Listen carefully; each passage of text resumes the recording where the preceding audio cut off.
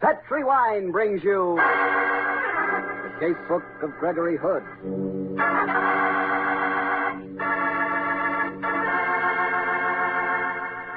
Tonight, the Petri family, the family that took time to bring you good wine, invite you to listen to the story of The Eloquent Corpse, another exciting adventure from the Casebook of Gregory Hood. But before we get started, I'd like to tell you about one swell dessert. Chilled fruit with Petri California Muscatel wine. It's really wonderful and so easy to fix. Just put chilled fruits in a dish and pour chilled Petri Muscatel wine over them. That's all there is to it. And is it good? You just couldn't ask for anything better than Petri Muscatel with chilled fruits. Just be sure you get Petri Muscatel. Petri Muscatel is such a fine wine, beautifully golden in color, with a marvelous, full, rich flavor. Believe me, Petri Muscatel is really good. And you can serve that Petri Muscatel proudly, because those 5 letters Petri spell the proudest name in the long history of fine wine. Petri.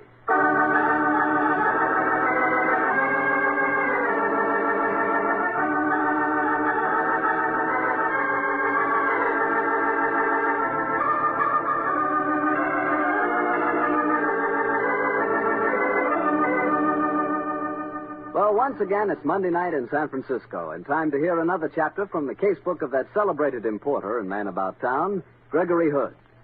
Tonight's story begins in a small and shoddy waterfront bar in San Francisco, a bar affectionately referred to by its regular customers as Bottleneck Bill's.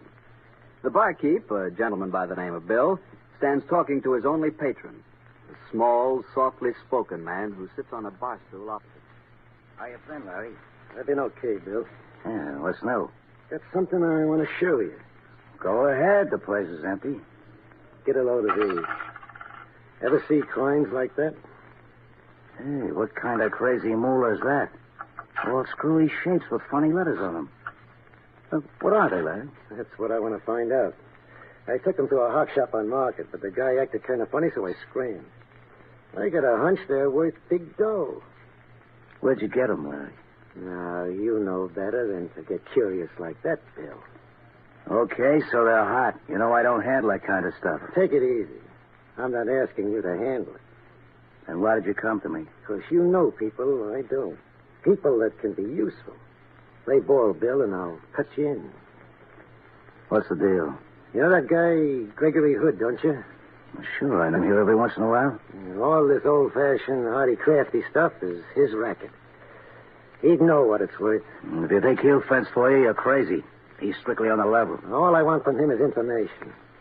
You want me to take this stuff to him? He's still a rat. He might call in on the cops. This stuff's red hot, Bill, and it's liable to pop like dynamite. I gotta dress this up a little. They say this Hood guy's a sucker for dames. I figured we might send Norma. Wait a minute, Larry. Norma's my girl. Sure she is. But all I'm asking to do is go and see this Hood guy. And I got the whole thing doped out. Now, here's what we'll do, Bill. And I bet he falls for it.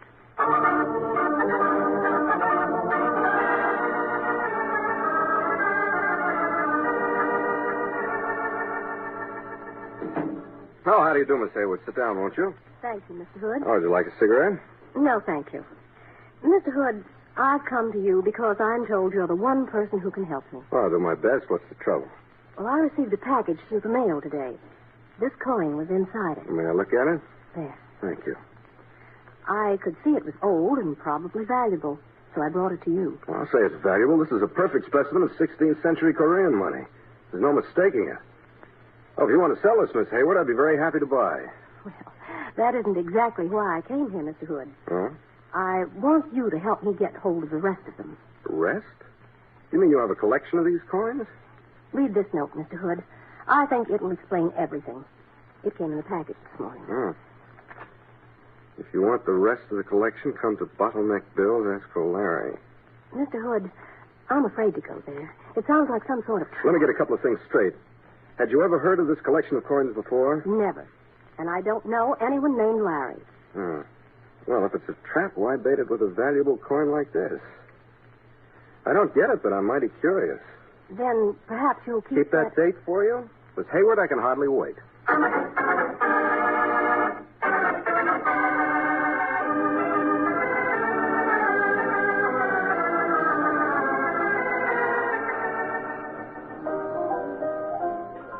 Hi, Greg. Hello, Bill. What'll it be? Let's have a glass of sherry, please. Okay. You haven't been around lately, Craig? No. What's new? Mighty little. Huh? Here's your sherry. Thanks. Bill, Yeah. you know a guy named Larry? Larry? Oh, yeah. Yeah, he's sitting in that booth over there. Said he was expecting someone, only it was a dame. Well, he'll be disappointed. How well do you know the guy, Bill? Well, he's new around here. Been in a couple of times, that's all. Think he's okay? Yeah, I'd say so. Seems to have plenty of jack. Talks smooth. Not necessarily the hallmarks of a good citizen. Much obliged, Bill. Yeah, you're welcome, Greg.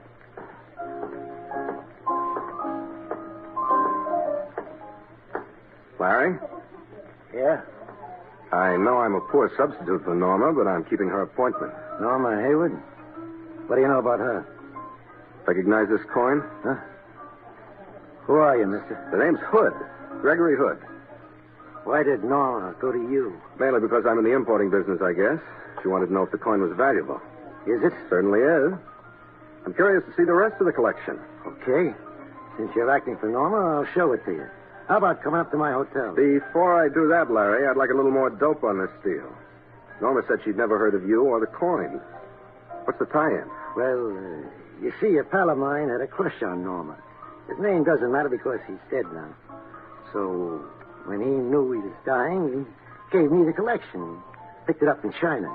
He told me to track down Norma and give it to her. And what was the idea of sending just one of the coins? Well, he wanted me to check up on her. If she wasn't hitched up to some other guy, then he wanted her to have the whole collection. And you figured that one of the coins would intrigue her, she'd keep the data, and you'd be able to do your checking up, huh? Yeah, that's it, Mr. Hood. Instead of which you scared her, and she sent me, and I'm afraid I can't tell you a thing about her private life. I can wait. Why don't we go up to our hotel, huh? You're an expert. I'd like to get your opinion on the stuff. All right, Larry, let's go.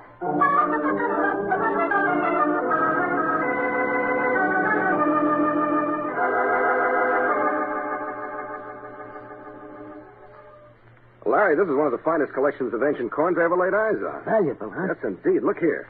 This copper coin with the square hole in the middle. That's Hien Thing period. This gold penny's English Henry III. Yes, my friend Norma would be a wealthy girl if she ever inherited these. That's the way my pal wanted it. Too bad he died. Hmm? It's too bad he never lived. What? I don't get you, Mr. Hood. Don't play me for a sucker any longer, Larry. I spotted this gag half an hour ago. I was stringing along with it because I was curious. I still don't get you. Listen, Larry, you read too many whodunits. I noticed your very complete collection of mystery fiction when I first came in. They've overdeveloped your imagination. I never heard such a corny plot as the one you dreamed up to get me here. Now, what would my motive be for lying? That's easy. You've got stolen goods. You don't know what they're worth, and before you go to a fence, you want to get an expert's appraisal. So you dream up the idea of a girl as decoy and go into the whole wacky routine. Hood, you're a smart man. Thank you.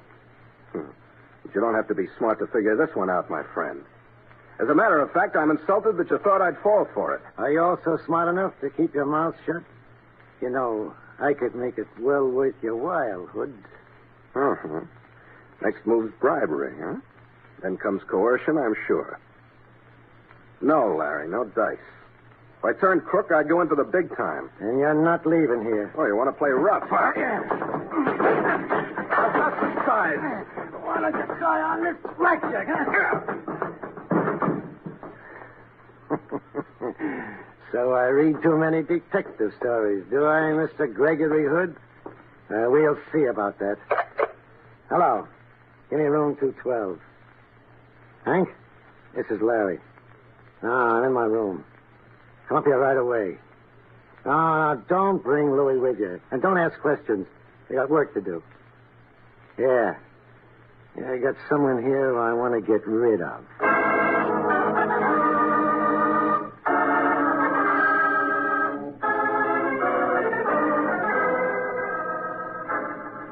Who is he, Larry? A guy by the name of Gregory Hood. Why'd you let him have it? He spotted my gag. He knows the coins are hot. He turned us in. Why don't we finish him off? No need to get mixed up in a murder rap, Hank. What are you going to do with him?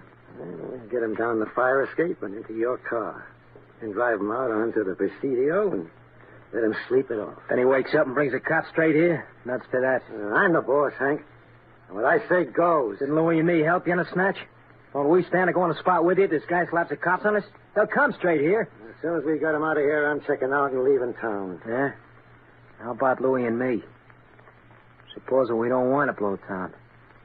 Maybe you're thinking of going by yourself and taking a grab with you, huh? Well, you lousy double-crosser. That was your plan, You're wasn't it? crazy. Hey, what are you putting those gloves on? So I'm going to finish this guy off. I don't want to leave no fingerprints. I'll give him a couple of jabs with his knife. He won't feel nothing. Hank, don't be a dope. Give me that knife. Yeah, try and get it. Give it to me. Okay, here it is.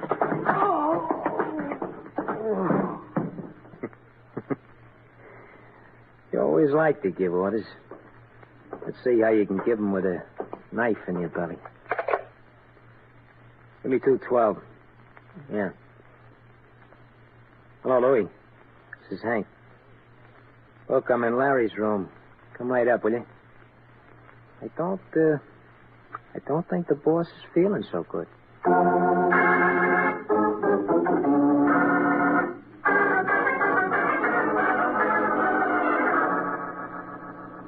Hey, Hank, why'd you slice him for? Yeah, he was going to blow town, Louie. Leave us to take the rap. He ain't dead yet. Here. Help me put these gloves of mine on the other stiff. He dead, too? No. Larry laid him out with a blackjack. He's only unconscious. Well, why are you putting your gloves on him? Now, look, you won't get it, Louie, but I figured out a very neat frame for Larry's murder, see? I put my gloves on his hood guy. We scram and put in a call to the cops. And when they come here, what do they find? Yeah, I can get that. They find Larry dead with a knife in him, and they find this guy wearing your gloves? Sure. There are no prints on a knife, so what do they say? They say this Gregory Hood guy has knocked him off. I'm in the clear. Yeah,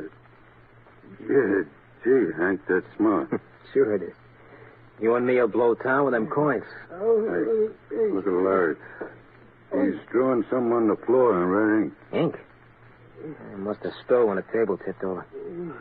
Hey, that's an arrow. And it's pointing right at Gregory Hood. Oh, that's swell. Thanks, Larry. You're helping me put the finger on the wrong guy.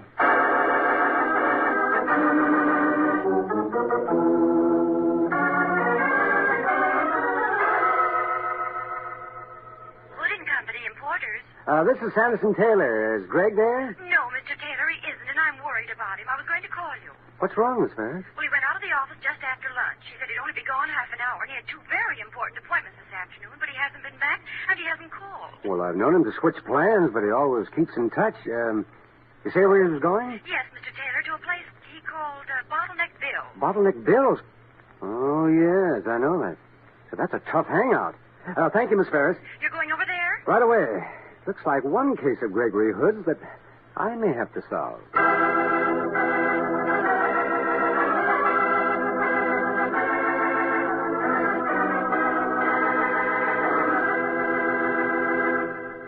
While we're waiting for Sandy to catch up with Gregory Hood, I'd like to make a suggestion. It's simply this. Whenever you're having any kind of peach dessert, be sure Petri California Muscatel wine is on the table, too. Like with peach cake, peach cookies, peach shortcake, or even if you're serving a delicious dish of chilled canned peaches. Believe me, Petri Muscatel with peaches makes a perfect combination. That Petri Muscatel is such a wonderful wine, so clear, so rich and fragrant, that it's just made for peaches. And in nearly every locality, your Petri wine dealer can give you a little recipe folder showing you how to make unusual and delightful desserts with peaches to serve with Petri Muscatel. But be sure you get Petri Muscatel. Wines are good wines.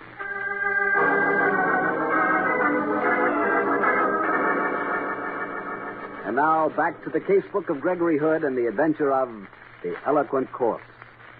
As we rejoin our story, Sanderson Taylor, Greg's friend and attorney, is cross-questioning Bill, the owner of the bar known as Bottleneck. That's all I can tell you, Mr. Taylor. Greg was out with this guy about 2:30. Uh-huh. And you don't know anything about the man except that his name was Larry, huh? That's right. He's only been in here a couple of times. You don't know where he lives? No.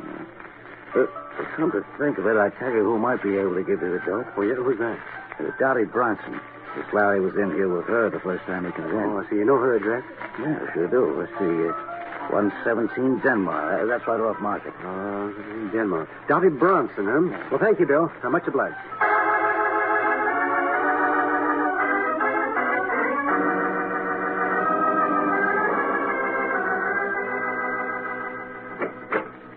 Miss Bronson? Yeah? I'm a friend of Larry's. There ain't nothing wrong with Larry, is there? Well, I don't think so. May I come in? Sure. Sure, come in, mister. You say you're a friend of Larry's. I ain't never seen you before. And you don't look like his type. Well, I'm not exactly his friend, Miss Bronson. Then why'd you say you were? What are you, a dick? No, Miss Bronson. I'm an attorney. And I'm looking for a friend of mine who was last seen with Larry about 2:30 this afternoon. Yeah? Where were they? Bottleneck Bill's bar. They left there together. My friend hasn't been heard from since, and I'm worried about him. I'm worried about Larry. We had a date at 4 and he didn't show up. Called his hotel room and didn't get an answer for a while. Quarter of an hour ago, I got a man talking. Sound like a dick to me, and I'm scared. Well, so am I. If you give me Larry's address, I'll go over there. How do I know I can trust you, mister? Oh, my dear young lady, now... Well, I guess you're okay. I'll give you the address. I'll go over with you, except the cops know me. And I want to watch out for Larry. But you'll call me as soon as you get there? Certainly, and don't you worry, Miss Bronson. I'm sure there's nothing wrong. Yeah. You ain't worried any more than I am. We're both jittering because there's a chill in the air this time of year. Yeah, okay, mister. I'll be waiting for that call.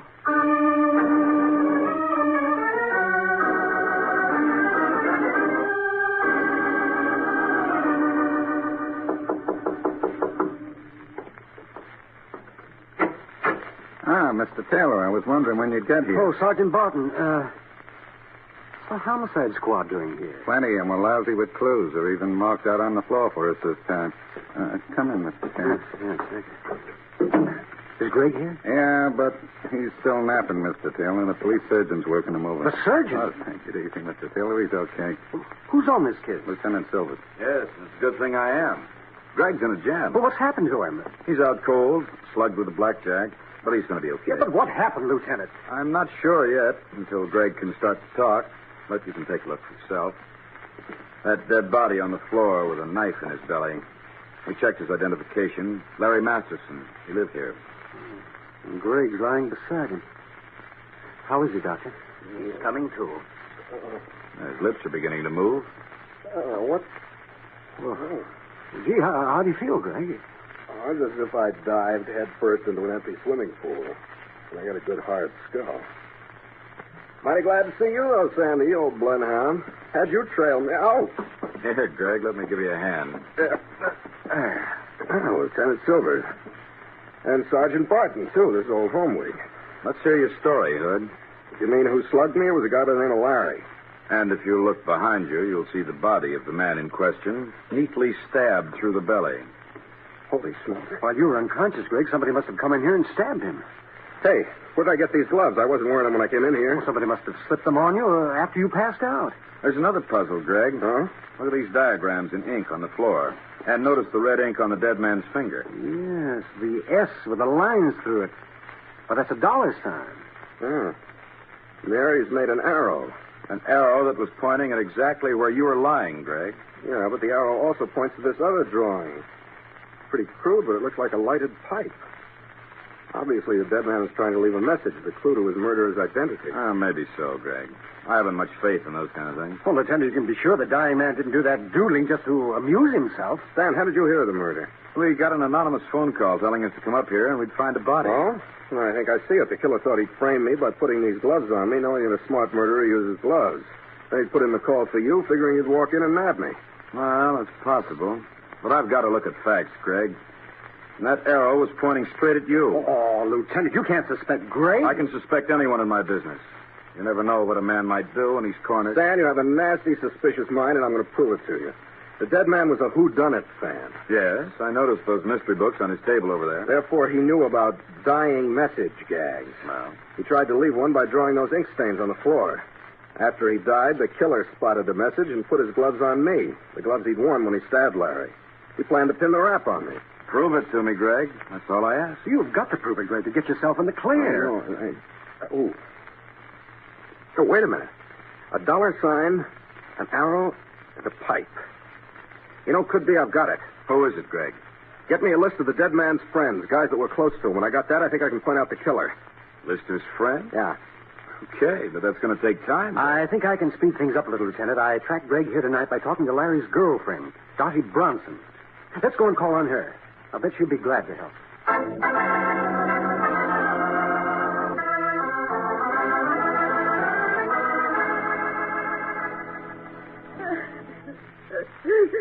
Oh, come on. Take it easy, Daddy. So they got him. How'd they do it, Hank?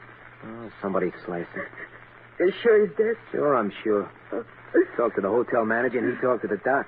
Let's just get my hands on that guy. And maybe I can. You'll stick with me. To get the rat that wiped out Larry? You can bet on it. Atta gal. You and me can go places, Dottie. You're a smart kid. Oh, lay off it, Hank, will you? Larry ain't even in his casket. I'll go see who it is. Oh, what do you guys want? Some information? Why? Lieutenant Silvers of Homicide. The dick, huh? Come here to tell me that Larry's rubbed out, I guess. Now, Miss Bronson, obviously you know that fact. We've come here so that you can help us find his killer. So are you. I know your friend. He's the attorney at law who forgets to make phone calls. Well, I'm sorry about that. Skip it. I asked you who you were. The name is Hood. I think I was the next to last person to see Larry alive. Ain't that pathetic? Did you bring a copy of his will? Take it easy, Daddy. We're here to help you. Yeah? Well, who can help me now? You'd like to find out who killed Larry, wouldn't you? Sure. What can I do? Listen to Mr. Hood. Maybe you can help give us the clue to the murder. Sure. I'll polish up the crystal ball. Shoot, Mr. Hood. What's the $64 question? A simple one. Give me the names of Larry's closest friends. That's easy. I only had 3. Or close. Me, Louis Horton. Who's Louis Horton? Always a dumb lug that wouldn't know which end of a knife was sharpest even if he sat on it. I worked with Larry. And who was the third friend, Miss Bronson? It was me, Lieutenant. And what's your name? Jackson. The first name, Mr. Jackson? Henry. They wouldn't by any chance call you Hank, would they, Henry? Sure. Everybody calls me Hank. Why? There's your man, Stan. He killed Larry Masterson. Oh, you're crazy. No, I think I'm quite on the beam, considering the crack of my dome a little while ago. What's your alibi, Hank? If I needed one, Dottie here could give it. I was here with you when Larry was bumped off, wasn't I, babe? Well, What time was that, Hank? About 2:15, wasn't it, Dottie? That's an interesting alibi. The best the police surgeon could say was the guy died somewhere between 2 and 3. We didn't find the dead body until about 5:30, and we haven't released a word about time yet. Yeah, you're a little too ready with your alibis, eh? Now, listen, mister, I don't know nothing about this. No, nothing except that you killed him. Yeah, try and prove Sure I will. The gloves you planted on me had a slight flaw. There was a hole in the right thumb. There was a thumbprint on the knife, and it wasn't mine. It was yours. We checked it. Yeah, but Greg... In a minute, Stan. How's about that fingerprint, Hank? Which way was the print pointing, Mr. Smart Guy? Towards the blade. Sure. But if you stab a guy, the print would point the other way. Only if it were a downward blow. This wound was up from under the heart in the best professional stabbing manner, which means that your print was just where it should have been. But there wasn't no holes in those gloves. Anyway, the arrow was pointing at you. That's enough, Hank. How did you know that if you weren't there? Well, you dirty lout. I was lying when I gave that alibi for you. I ain't seen you all day. And I hope I never see you again. Now, what do you say, Hank? We've got you every way. Okay. All right, I killed Larry. He was trying to double-cross me. He had it coming to him. All right, take me away, copper. I don't like the company you keep.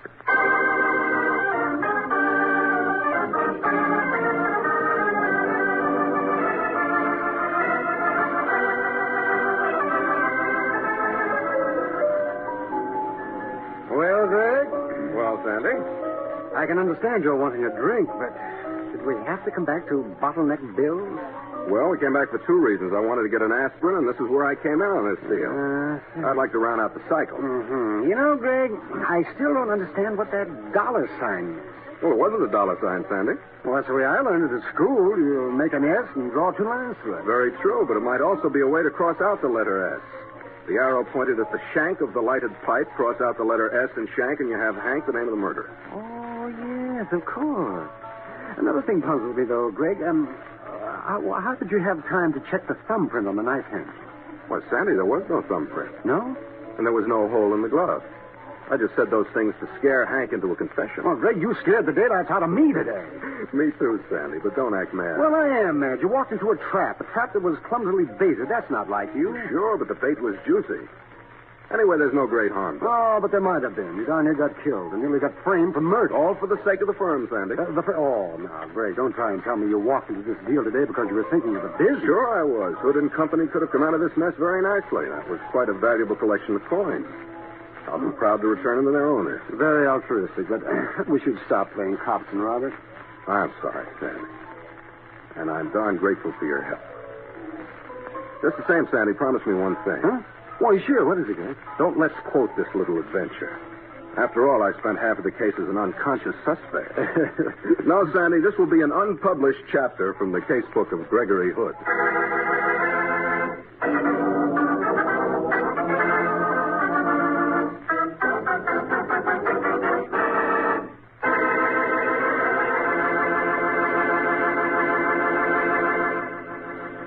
Well, Greg, you got through safely that time, but you're awful lucky Masterson left that clue. Well, yes, Harry, but of course there's always a clue somewhere if you can find it and figure it out. Yeah, but deliver me from figuring out clues as tough as that dollar sign in the pipe shank. Well, you could do it. Now, don't kid me. Well, sure you could. For instance, suppose you're sitting at a table. Mm-hmm. On the cloth, someone has drawn with a pencil not a dollar sign, but a cent sign. Yeah. And an arrow pointing at an empty wine glass. Ah, light dawns. It's about Petri wine, but what about it? Oh, easy. An empty wine glass calls for some good wine, doesn't it? Yeah, but that cent sign. Look, Harry, if you want good wine, what is it that makes sense? Oh, brother, was I slow on that? Well, slow or not, it does make sense to order Petri when you want good wine. Petri wine has just got to be good. You see, the Petri family has been making wine for generations now. The art of making fine wine is a heritage in the Petri family, passed on down from father to son, from father to son. So just think of all those years of skill and experience that go into making Petri wine. It's no wonder Petri wine is so good. And it's no wonder the Petri business has grown and grown until today the Petri family is America's largest independent winemaker. Yes, the making of Petri wine is a family affair. And the Petri family has every intention of keeping it just that. So you know the name Petri on a bottle of wine is more than a trademark. It's the personal assurance of the Petri family that Petri wine is and always will be good wine.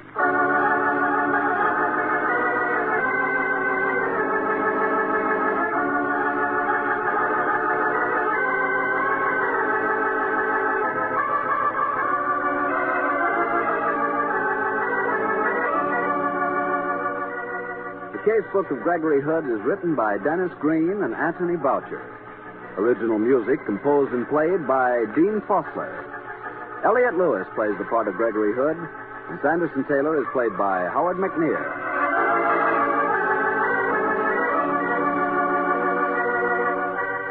The Petri Wine Company of San Francisco, California, invites you to tune in again next week, same time, same station. The Casebook of Gregory Hood comes to you from our Hollywood studio. This is Harry Bartell saying good night for the Petri family. For a solid hour of exciting mystery dramas, listen every Monday on most of these same stations at 8 o'clock to Richard Davis, Private Investigator, followed immediately by the Casebook of Gregory Hood. This is the Mutual Broadcasting System.